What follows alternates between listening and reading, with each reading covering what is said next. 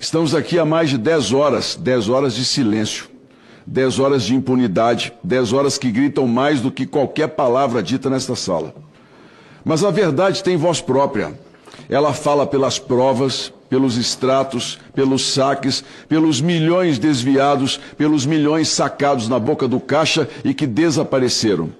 E não há toga, não há habeas corpus que consiga silenciar o som da verdade quando ela decide falar. Deixem esta CPMI trabalhar. Nós representamos o povo brasileiro. Nós não somos o problema, somos a esperança de quem não tem voz.